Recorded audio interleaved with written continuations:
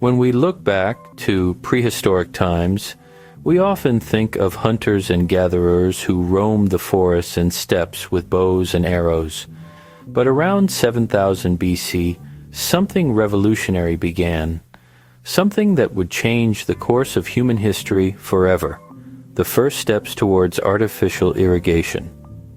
We are in the Neolithic, or New Stone Age. This is a period in which people increasingly leave behind their nomadic lifestyle. Hunting and gathering remains important, but a new player enters the scene, agriculture. And that agriculture, it didn't just start anywhere.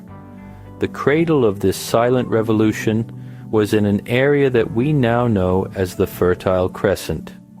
Think of a vast arc that runs from present-day Egypt through Israel, Palestine, Lebanon, Syria, Iraq, and parts of Iran and Turkey. Why there? Simple. Fertile soils, rivers, and ample sunlight made this the ideal place for the first experiments in growing grain, lentils, and other crops. But even in that fertile region, agriculture was not always a given. Rainfall was irregular, and outside the rainy season, the land was often dry. So what do you do as a novice farmer some 9,000 years ago? That's right, you come up with ways to bring water to your fields, enter artificial irrigation, a groundbreaking invention that would finally root humanity in permanent settlements. Why use irrigation? Imagine, you finally found a nice piece of land near a river. You've planted grain, the sun is shining brightly, but then you notice that the water level is unreliable. Sometimes the river floods and washes everything away. Sometimes the ground remains bone dry and nothing happens. That was exactly the problem for the first farmers in areas such as Mesopotamia and Egypt. The river deltas were rich in fertile silt, but the water came erratically and unpredictably. Water is power. The solution? Artificial irrigation. No high-tech pipelines or electric pumps, of course, but smart handmade systems of canals that led water from the river to more distant fields, ditches that drained excess water or retained water during dry periods, dikes and dams to regulate water levels. With these techniques, farmers could water their crops even in dry seasons, expand their fields even further away from the river, make themselves less dependent on the capricious nature. In short, irrigation was not just a handy trick, it was a game changer. Thanks to those first primitive waterworks, small villages grew into large settlements. And those settlements, they became the cradle of the first civilizations. Where did it begin? The first irrigation areas. Once humans understood the power of controlled water, the first true agricultural communities emerged, and the places where that happened sound like the beginning of human civilization, because they did. Mesopotamia, land between the rivers. Mesopotamia literally means land between the rivers, and there were no small ones.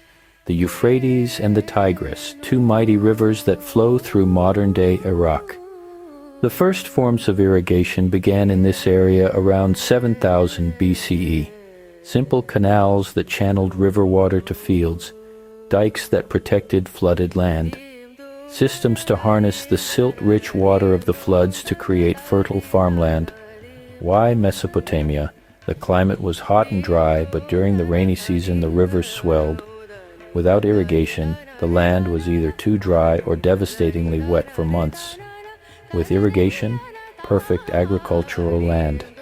This is where the first cities grew, such as Uruk and Eridu, precursors to great civilizations such as the Sumerians. Egypt, the gift of the Nile irrigation, also played a major role in Egypt. The annual flooding of the Nile brought fertile mud over the banks, ideal for agriculture.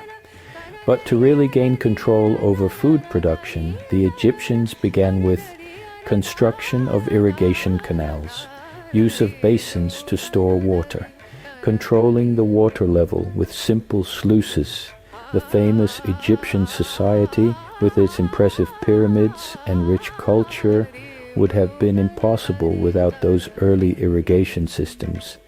Elsewhere, although Mesopotamia and Egypt are the best-known examples, we also saw early irrigation experiments around 7000 BC in southwestern Iran's Zagros Mountains, Anatolia, modern-day Turkey, parts of the Indus Valley later to become the Indus civilization. The same principle applied everywhere. Water means food, and food means survival and progress. What started as a simple ditch or canal grew into an invention that completely changed the course of history. Artificial irrigation had enormous consequences which we still feel today. So what changed? More food, less hunger. Irrigation allowed farmers to work their fields even during dry seasons. This meant more harvests, fewer failed seasons, and a larger food supply. Population growth. With more food, more people could survive. Villages grew into cities, and the first urban societies emerged. Specialization and progress. Not everyone had to be a farmer anymore. People started to occupy themselves with other tasks, making pottery, building, trading, gathering knowledge. This is how the first forms of science, art, and technology emerged: social hierarchy and power.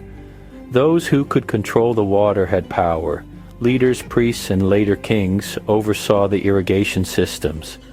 This is how social strata and organized systems of government emerged. The first civilizations without irrigation, there would be no Mesopotamia, no Egypt, no great temples, no pyramids. Control over water led directly to the emergence of the very first civilizations. So you can see a clever ditch is a great beginning. The invention of artificial irrigation around 7000 BC may seem simple. Move some earth, dig a ditch, let some water flow. But the consequences were enormous. It transformed nomadic hunter-gatherer groups into agricultural communities. It laid the foundation for cities, kingdoms, and ultimately the complex world we live in today. You could say, without irrigation, there would be no civilization, and without civilization, there would be no history as we know it. The first irrigation canals were thus much more than an engineering feat. They were the start of everything that came after. If you like this video, maybe you also like one of these videos. Thanks for watching and have a nice day.